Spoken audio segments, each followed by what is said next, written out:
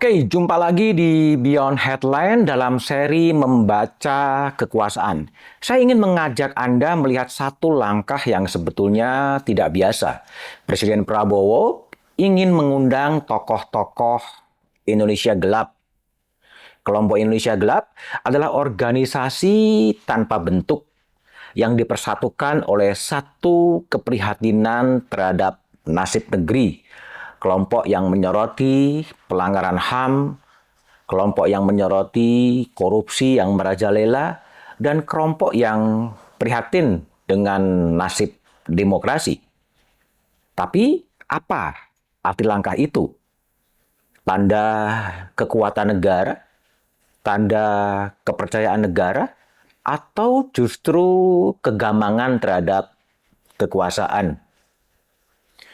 Indonesia Gelap bukanlah nama organisasi resmi. Nama itu Indonesia Gelap, kabur aja dulu. Hidup dalam kanal-kanal aktivisme media sosial masyarakat sipil.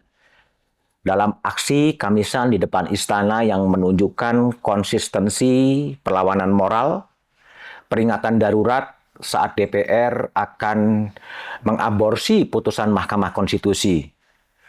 Indonesia Gelap berbicara soal asta tuntutan rakyat, mengenai penolakan militer masuk ke dalam jabatan sipil, mengenai pelemahan Komisi Pemberantasan Korupsi, mengenai kriminalisasi sejumlah aktivis, mengenai demokrasi yang kian mundur, mengenai korupsi yang merajalela, yang menyentuh hakim-hakim di negeri ini.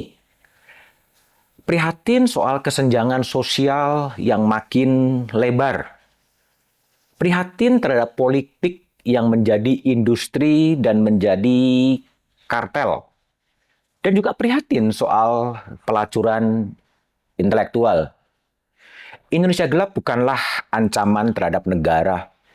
Indonesia Gelap adalah narasi penyeimbang. Indonesia Gelap adalah oposisi informal yang terjadi ketika oposisi parlemen mengalami disfungsi. Sebagian dari mereka adalah inteligensia di negeri ini. Ada Sukidi Mulyadi, alumni dari Harvard University, yang dikenal dengan tulisan-tulisan yang tajam soal Machiavelli Jawa, soal Pinocchio Jawa, soal mencegah kemungkinan yang terburuk yang terjadi. Ada Rocky Gerung, presiden akal sehat. Ada Bivitri Susantri, ahli hukum dari Sekolah Tinggi Jentela. Ada Fatul Wahid, rektor dari Universitas Islam Indonesia. Ada Ferry Amsari. Ada Zainal Arifin Muhtar. Ada Sulistiowati Irianto, guru besar Universitas Indonesia. Mereka itu terus bersuara dan terus menyalakan ingatan dan perlawanan moral.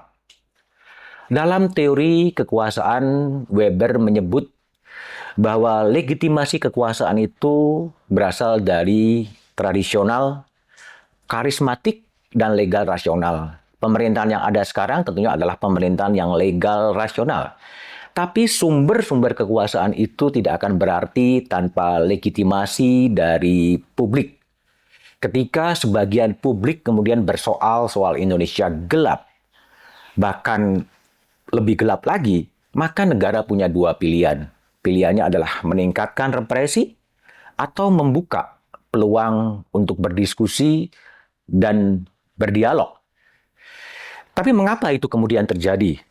Presiden Prabowo adalah sosok presiden yang sangat kuat, berlatar belakang militer, menantu Presiden Soeharto, di-endorse oleh Presiden Jokowi, yang Presiden Jokowi kemudian menitipkan anaknya Wakil Presiden Gibran Rakabuming Raka sebagai Wakil Presiden, didukung oleh semua partai politik yang ada di parlemen maupun yang tidak ada di parlemen.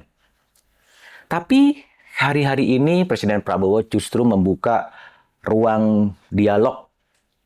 Inilah yang kemudian menarik. Ada yang menganalisa ini adalah strategi pelunakan.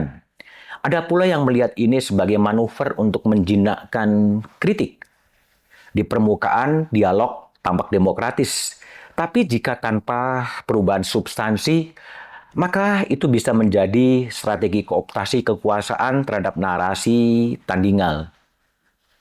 Gramsci menyebut inilah hegemonic absorption, mengundang lawan ke meja agar suara mereka melemah berada di luar. Apa risikonya? Dialog bisa jalan damai, tapi bisa juga menjadi kooptasi. Jika para pengusung Indonesia gelap masuk ke meja dialog tanpa persiapan, tanpa komitmen untuk menyelesaikan bangsa dari problem korupsi, tanpa ada jaminan tetap tegaknya demokrasi, tanpa ada keinginan merevisi kebijakan otoriter, maka mereka hanya akan menjadi aksesori demokrasi prosedural. Lebih parah lagi, publik bisa saja kehilangan kepercayaan pada gerakan sipil. Karena yang dulu bersuara, kini menjadi bagian dari sistem yang mereka kritik.